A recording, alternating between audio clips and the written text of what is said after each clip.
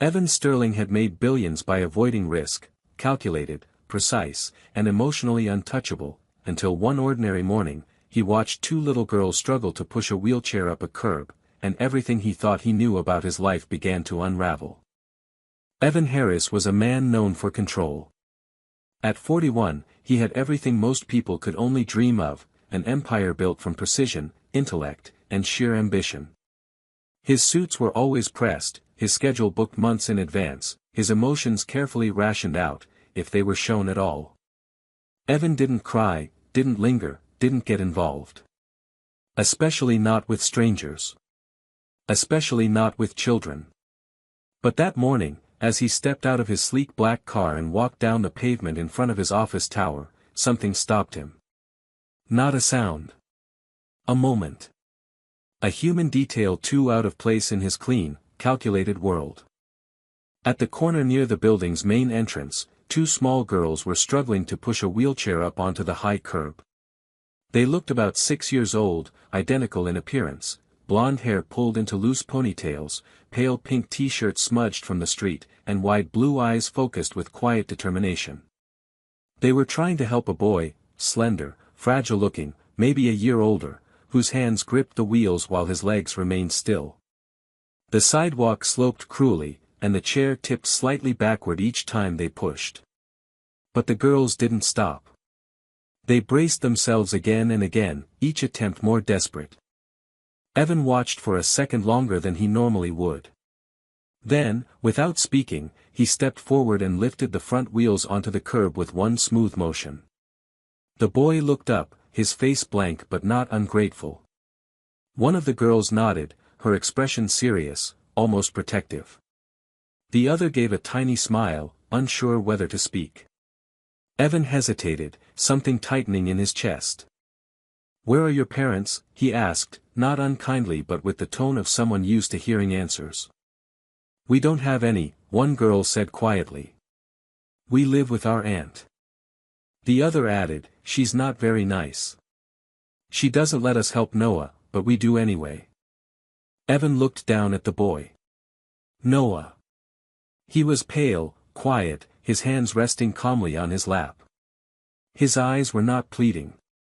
They were accepting, as though he had already made peace with being ignored. "She says he's not our problem," one girl said. "But he's our friend," the other finished. "We help him every day." Evan stood there, frozen in place. He had heard tragic things in his life, stories buried under reports, statistics recited in board meetings, pleas skimmed over in proposals for funding. But he had never seen anything like this up close. Not so vivid. Not so small. 3 children working together without complaint, with more care and effort than most adults could bother to show. 2 tiny girls pushing a boy in a wheelchair up a curb taller than their knees, not because someone told them to, but because they couldn't stand to leave him behind. "Come with me," Evan said suddenly, shocking even himself. The children looked at each other. "Are we in trouble?" asked one. "No," Evan said. "You're going to have lunch with me." He didn't know why those words came out. He wasn't sure what he intended to do next. But when the 3 of them followed him into the building, tiny and out of place beneath the glass and marble lobby, he realized that this wasn't a passing moment. Something had already begun, and there was no going back. Evan guided the children through the lobby, past the gleaming marble floors and polished chrome elevators, ignoring the curious glances from security and staff. He was aware of how out of place they looked, 3 small children in worn clothes, shoes a little too big or too small, hair slightly unkempt from the wind and the weight of the morning, now surrounded by sharp suits and business chatter. Noah's wheelchair squeaked faintly as they crossed the tile, and the twin girls stayed close to his sides, their small hands never leaving the chair's handles. When the elevator doors opened, Evan gestured them inside and pressed the button for the executive floor. The girls stood silently in the corner, staring at their reflections in the mirrored walls, while Noah focused on the buttons with interest but said nothing. Evan watched them closely, not with suspicion, but with a kind of cautious curiosity he hadn't felt in years. He couldn't explain what had driven him to bring them up to his private office, perhaps it was instinct, perhaps guilt, or maybe something he wasn't ready to name. On the top floor, he led them into his office, a vast, glass-walled space overlooking the city. Normally, this room hosted high-stakes negotiations, private investor briefings, or silent phone calls with people who demanded more than they ever gave. Now, it was filled with 3 children who looked around not in awe, but with quiet, uncertain interest. Evan went to the intercom and told his assistant to cancel his meetings for the rest of the day and to bring in lunch, something warm and filling. The children sat down carefully on the leather couch. One of the twins, Amber, shifted closer to Noah and asked him if he was tired. He shook his head and gave her a faint smile. Emma, the other twin, sat straighter than her sister and kept her hands folded on her lap, her eyes scanning the room like she needed to memorize every escape route. Once the food arrived, macaroni and cheese, chicken tenders, juice boxes, and fruit, Evan didn't speak. He just let them eat. They were cautious at first, glancing at each other as if unsure whether it was a trick, but once they tasted the food, the hesitation faded. Noah was slower, careful with every bite, while the girls ate quietly but quickly. Only after their plates were nearly empty did Evan speak again. "What's your situation?" he asked, not coldly, but with an edge of firmness. Amber looked up at him first. "We live with our aunt. She doesn't like us talking to people." Emma added, "She says we cost too much. And that we're lucky to have a roof at all." Evan turned to Noah. "And you? The shelter?" Noah looked down at his lap for a long moment before replying. "They keep me in a small room. No one helps me shower. If I ask too much, they take my chair away." Evan felt the weight of those words press against him like a hand on his chest. He tried to imagine what it would be like for a child to be punished by having his mobility taken away.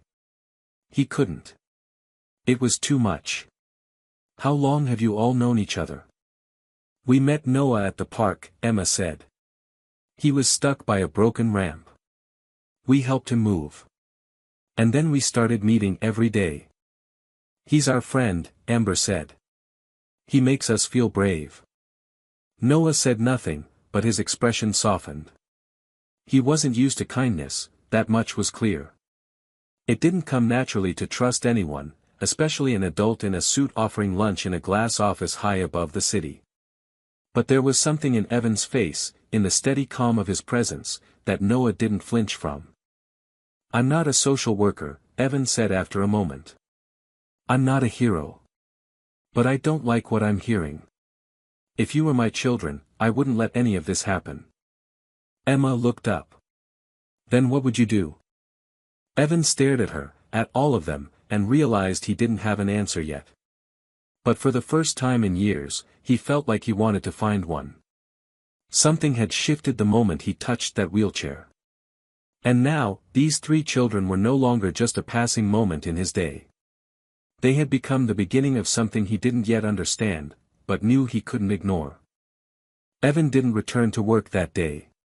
He stayed with the children in his office, watching them as they slowly began to relax in the unfamiliar space. Amber curled up on one end of the couch and drew circles on the window with her fingertip, staring down at the people below. Emma flipped through a company brochure she found on the table, her brow furrowed as if she were trying to decode its business jargon. Noah sat in his chair, quietly observing everything, never speaking unless one of the girls addressed him directly. He was still, not out of fear but habit, the kind of stillness that comes from learning how to avoid being noticed. Evan had his assistant bring in some extra blankets and a few soft pillows, then quietly stepped outside to make a few calls. First, he called a private physician to come examine Noah. He didn't want to wait for a hospital to ask permission from a shelter that had already failed him. Then he contacted a lawyer, his most trusted partner, explaining the situation with clipped precision and requesting urgent advice on temporary guardianship. The lawyer hesitated for a moment on the line, then asked, "Are you sure about this?" Evan answered with a quiet, "Yes," before hanging up. When he returned to the office, he found the girls asleep on the couch, curled into each other like mirror images. Noah was still awake, but his head had tilted to the side, eyes half closed. Evan approached slowly, unsure what to say. He wasn't used to softness, to comfort. But as he looked at the boy, he realized how wrong it felt to send them back into the world they had come from without trying to do something, anything, different. The doctor arrived quickly and performed a gentle, thorough checkup on Noah, who remained calm but noticeably withdrawn during the exam. The diagnosis confirmed what Evan feared: Noah's condition had been neglected. There was evidence of muscle atrophy, pressure sores from inadequate seating, and emotional distress that went deeper than any chart could express. The doctor recommended immediate care and warned that any further delay could have permanent consequences. Later that evening, as the city lights turned golden and the office windows reflected a quieter world, Evan brought the children into a guest apartment he had on the same floor. It had once been a space for high-profile clients or traveling executives. Now it would be something entirely different.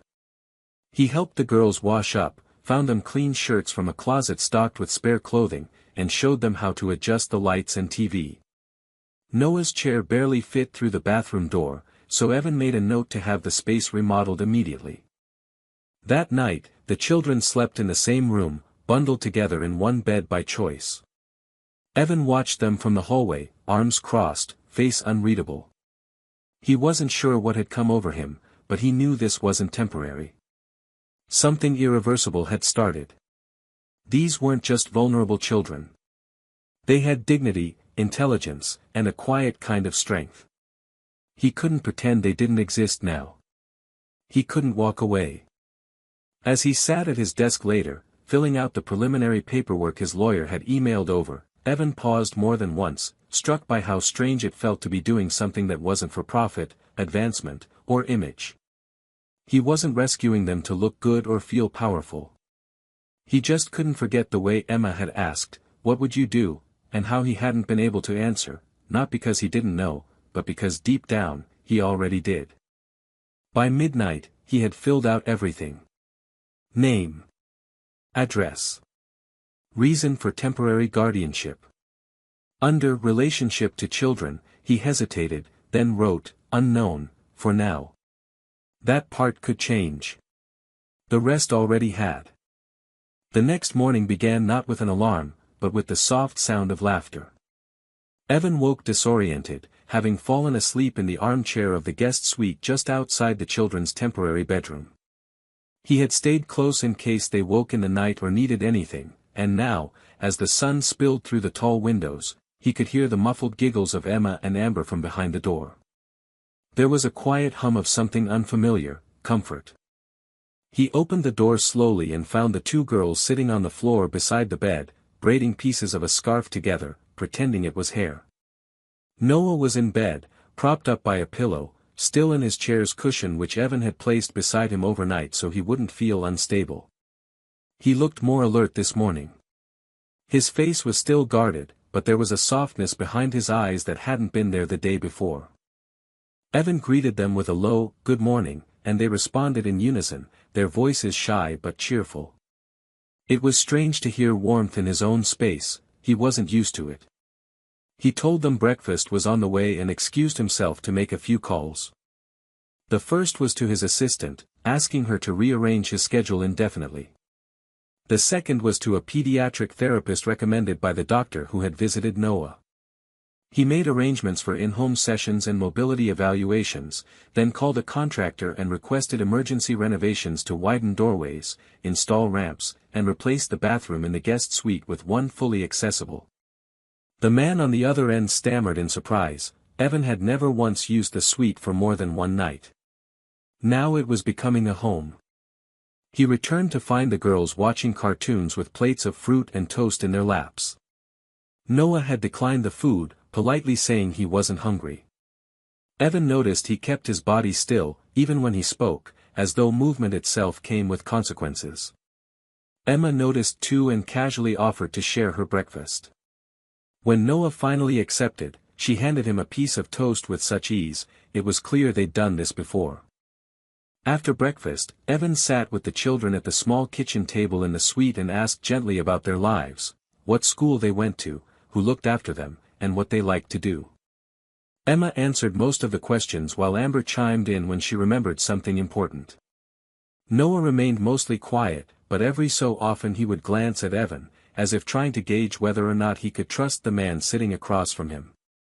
Evan learned that the girl's aunt left them alone most of the day, that she rarely fed them properly, and punished them by locking them outside or in a dark hallway. Noah had once tried to speak up for them and had been thrown out of the house. That was how he ended up in the shelter, which was just another place that didn't know what to do with a child who couldn't walk. Later that afternoon, the social worker assigned to their case arrived. She had kind eyes but a tired face, as though she had seen too many stories like this unravel without justice. She spoke with each child alone, gently asking questions. Evan sat across the hall, tense but composed. He wasn't sure what the children would say. He hadn't asked them to lie or protect him. He had simply told them he was trying to help. When the interviews were finished, the social worker sat with Evan and sighed. "They trust you," she said. "I don't see that very often, not this quickly. But they do. Especially the boy. He's harder to read, but he watches you carefully. That usually means he's deciding whether or not to let someone in." She looked over her notes. "I think you already know this isn't going to be short-term." Evan nodded slowly. He did know. Somewhere between the curb and the couch, something had changed. Not just for the children, but for him. That evening, as the sun began to set, Evan found himself sitting on the floor of the living room with Noah beside him, watching Emma and Amber act out a story with plush animals. Noah hadn't spoken for hours, but then, out of nowhere, he whispered, "You don't yell." Evan looked at him and answered, "No. I never will." Noah nodded. That was all. But it meant everything. Over the next week, the apartment transformed in ways that were both visible and invisible. Contractors came and went quietly under Evan's instructions, widening doorways, adding railings, replacing furniture with pieces better suited to Noah's mobility needs. A therapy swing was installed in one corner of the living room for the girls, and the bathroom now had handrails and a specialized shower bench. The changes were practical, but the real transformation was subtler, an emotional shift in the air that no blueprint could replicate. The children began to move through the space like it belonged to them. Emma started humming to herself in the mornings while brushing her teeth, Amber began leaving her drawings on Evan's desk, and Noah, though still cautious, now rolled himself into the kitchen unprompted and waited silently to help set the table. Evan found himself adjusting just as quickly. He learned to make breakfast that didn't taste like cardboard and figured out which brand of cereal caused sibling arguments and which didn't. He no longer needed an alarm, the gentle whisper of little voices and the tapping sound of Noah's wheels on tile had become his new morning call. He took work calls less frequently and answered only the urgent ones. His colleagues noticed the shift in him, less tense, less sharp, still focused but somehow more human. They didn't know what had caused the change, but Evan didn't explain. It was private, something sacred he hadn't realized he'd been missing his whole life. The children began attending a local school part-time, and Evan insisted on personally dropping them off and picking them up. On their first day, Emma had clutched his hand tightly, Amber had made a show of being brave, and Noah had said nothing at all. But when Evan returned to get them that afternoon, all three ran, or rolled, into his arms, each in their own way expressing relief that he had come back. He realized then that they were still testing him, waiting to see if he would leave like others before him. So he made it a habit to always arrive early, even if it meant sitting in the parking lot for 20 minutes just to be sure. One evening, after a quiet dinner and a round of messy cookie baking that ended in flower footprints on the hallway carpet, Evan found himself alone with Noah while the girls took their bath. They sat in the living room, side by side, the TV on low but ignored. Evan was flipping through paperwork when Noah spoke softly, "Do you think I'll ever walk?" The question wasn't desperate. It was said with curiosity, not sadness. Evan set down the papers and turned to him. "I don't know," he answered honestly. "But I do know it doesn't make you less. Not walking doesn't take anything away from who you are." Noah stared at him for a moment, then nodded, as if considering the answer like a puzzle he was still solving. I didn't think grown-ups said stuff like that, he said finally. They usually just feel sorry. Evan leaned forward, elbows on his knees. I don't feel sorry for you, Noah. I respect you.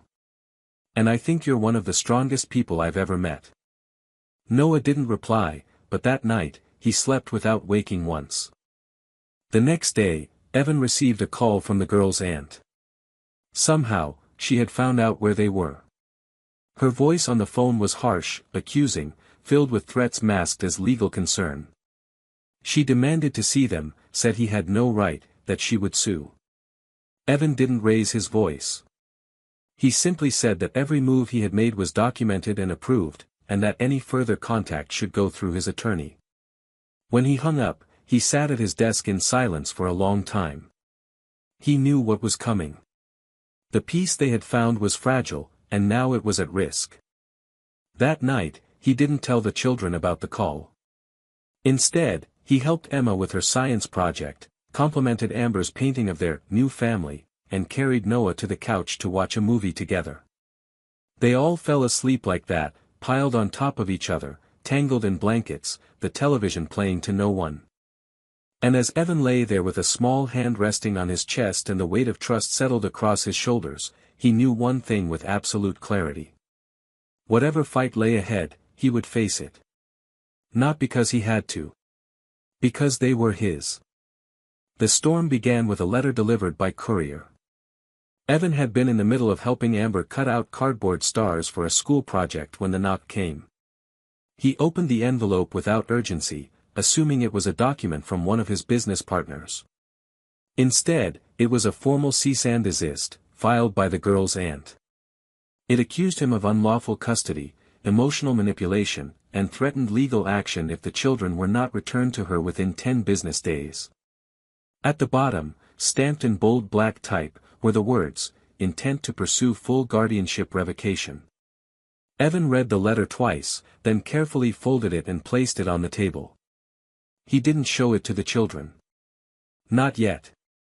He simply returned to Amber, helped her glue on the last star, and kissed the top of her head. Later that night, after the children had gone to bed, Evan called his attorney. They spoke for nearly an hour, going over every signed document, every home visit report, every case file. Legally, he had done everything right, his actions had been within the bounds of temporary guardianship protocol. But family law was tricky. The aunt had blood ties. And even if she had been neglectful, a judge might decide that reuniting the girls with biological kin was more natural. Evan sat in the dark after the call, staring out the window, city lights flickering like distant warnings. He had done so much to build safety around them. But now that safety had cracks. The following day, he spoke with the children's caseworker.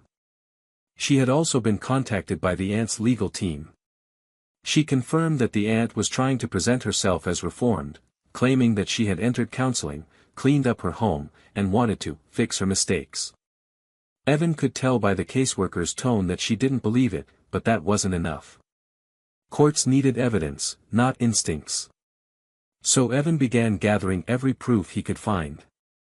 He requested statements from the school, from Noah's doctors and therapists, from neighbors who had seen the children thriving in his care.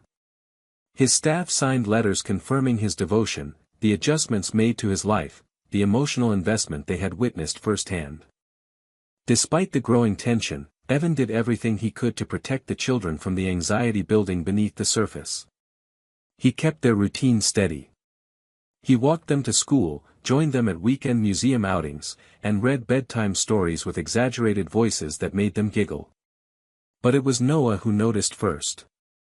One afternoon, while Evan pushed him along a garden path outside the apartment building, Noah asked quietly, "Are we going to have to leave?" Evan stopped walking.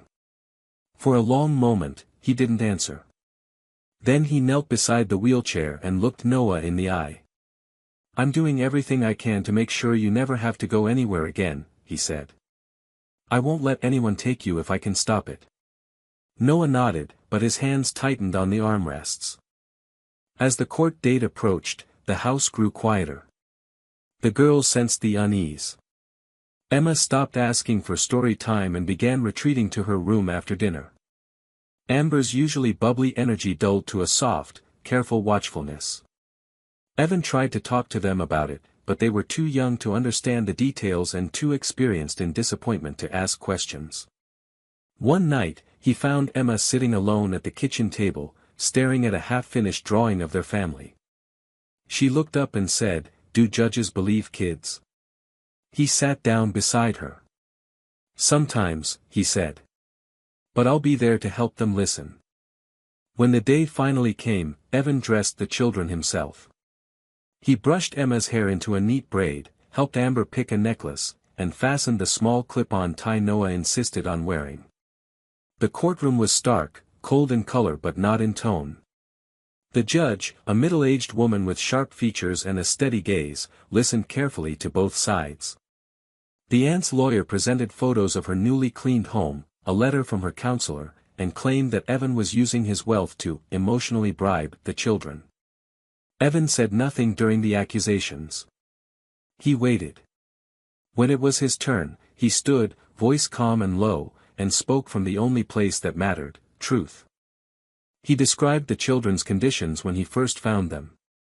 He explained the changes he had seen in them, the care he had provided, the way Noah had begun to believe in his own worth. He didn't exaggerate. He didn't perform. He told the judge that he had never expected to become a father, but that once he had, there was no going back. Then he stepped aside and let the letters speak, pages written in careful child handwriting, color drawings, school reports, all expressing the same idea: this is our home now. The judge took a long recess before returning with her decision. Her words were clear and unshaken. Temporary guardianship would remain, and the court would move forward with full custody proceedings in Evan's favor. The aunt's motion was denied. As the judge left the room, Amber broke into tears, not from fear, but from relief. Evan pulled her into his arms, then Emma, then Noah, who clutched his sleeve but didn't speak. He didn't have to. Evan could feel what the boy was saying in the way he didn't let go. In the days following the court ruling, the apartment no longer felt like a fragile shelter on the edge of uncertainty, it began to feel like a real home. The children, though still cautious in their own quiet ways, started to breathe differently. Emma resumed drawing, not just small pictures but full scenes of people, places, and imagined futures. Amber started asking again, hundreds of questions a day, silly and serious, some unanswerable. Noah smiled more. It was subtle, a slight curve of his mouth, but it lit up his whole face when it happened. Evan began to catch himself watching the children not because he was worried, but because he was simply in awe. One morning, Noah asked Evan if he could help him build something. Not a toy, but a ramp for the park near their building, one that was always too steep for his chair. Evan expected the boy to want him to call someone, to hire professionals. But Noah had drawn it himself, measurements and angles scribbled across a page torn from Emma's sketchpad. "I can't build it," he said. "But I can think it. I just need hands to help." Evan studied the drawing and felt a wave of quiet pride. He didn't hesitate. That weekend, with the help of a contractor and some volunteers, they built the ramp together. Noah sat nearby directing every move, pointing with a ruler and correcting angles with precision. The day it was finished, he rolled up it himself, no help, no pushing. The moment he reached the top, the girls clapped, and Evan looked on, heart too full for words. Life began to fall into rhythm. School in the mornings, therapy in the afternoons, family dinners filled with laughter and the occasional spilled juice. They celebrated small things: Amber's first perfect spelling test, Emma reading her first chapter book alone, Noah completing a week of physical therapy without skipping a session. Evan had never celebrated anything like this before. He'd thrown galas, toasted corporate victories, but nothing had ever felt as meaningful as watching 3 children overcome pieces of their past one day at a time. Then, one evening, something unexpected arrived. A letter addressed to Noah, with no return name, only a postmark from another state. Evan opened it cautiously and scanned the contents before giving it to the boy. It was from his biological father, a man Noah had only mentioned once before. The letter wasn't long, but it was cruel in its simplicity. The man wrote that he had heard of the court case, that he wanted compensation for years lost, and if he didn't receive a settlement, he would file for custody. Evan felt the heat rise in his chest as he reread it, not from fear, but from outrage. This man, who had never once been part of Noah's life, now saw an opportunity to profit from the family they had built. Evan didn't tell Noah everything. He handed him a gentler version, saying that someone from his past had made contact, and that Evan and the lawyers would take care of it. Noah didn't ask many questions. He just looked up and asked one thing: "Are you going to leave if it gets hard?" Evan crouched down, took Noah's hand, and replied, "There is no version of this where I leave. I'm not going anywhere. No one else gets to decide what happens to us, not anymore." Legal motions were filed immediately.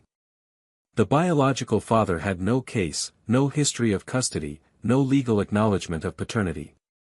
But the fact that he had found them meant their little world was still vulnerable.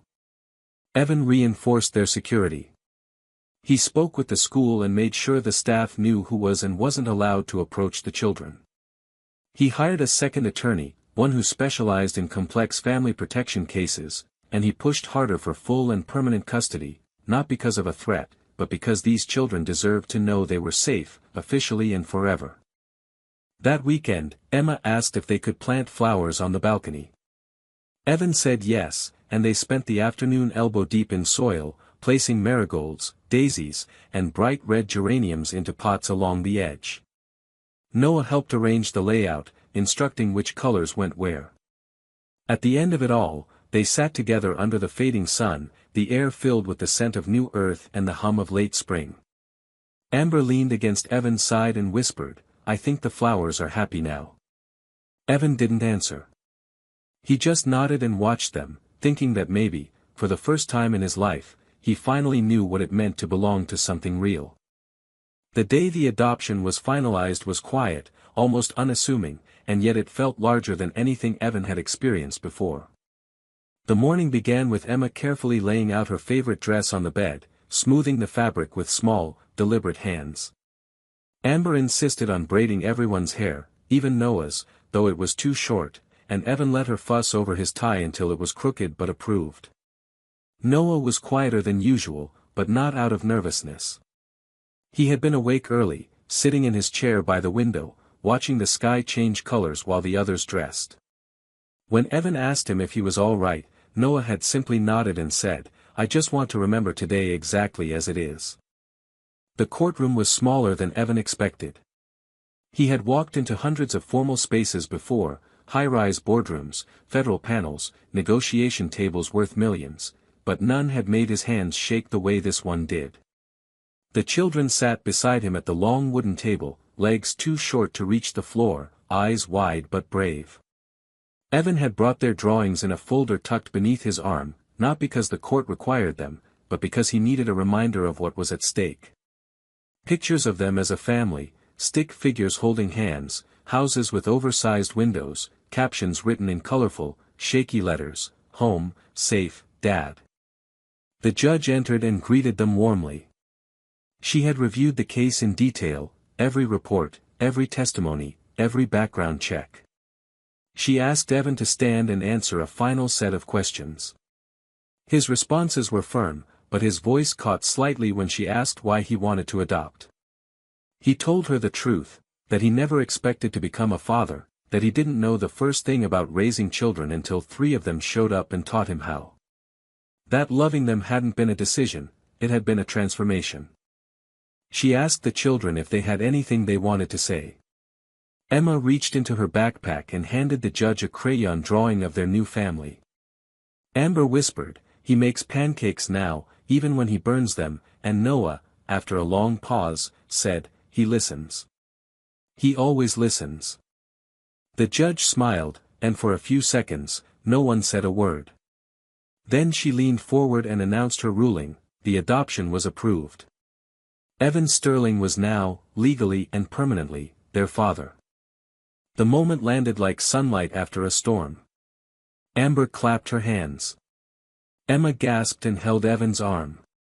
Noah's head lowered, and he smiled, not the quiet, careful kind, but a real one, full and unguarded. Evan closed his eyes for a second, overwhelmed, then looked at each of them and whispered, "We did it." They didn't leave the courtroom right away. They lingered, not because they had to, but because it felt like the room itself had changed. Back at the apartment, the celebration was everything the kids had imagined: streamers, cupcakes, a handmade, "Forever Family" banner hung with tape over the kitchen cabinets. Evan let them eat too much sugar and dance barefoot across the rug. When evening came, they all sat on the floor surrounded by empty plates and torn gift wrap. Emma curled against Evan's side with a book, Amber curled up in his lap, and Noah sat beside him, shoulder to shoulder. As the sky darkened, Noah spoke, his voice barely above a whisper. "Do you remember what I said when you first helped me up the curb?" Evan nodded. "You didn't say much," he replied gently. "No," Noah said. "But I remember thinking, this is what safe feels like." He looked up. "And I was right." Later, when the children had gone to bed, Evan walked through the apartment and paused at the balcony where they had planted the flowers. The marigolds had opened fully. The air was warm. Somewhere inside, someone had left on a lullaby playlist. It played softly, filling the space with notes that felt like memory. Evan stood there a long time, not because he was avoiding anything, but because for the first time in his life, he had nowhere else he would rather be. He had spent decades building walls to keep people out. Now he had a home filled with small hands, laughter, and the one thing he never thought he needed, love, given freely and without condition. And he had no intention of letting it go.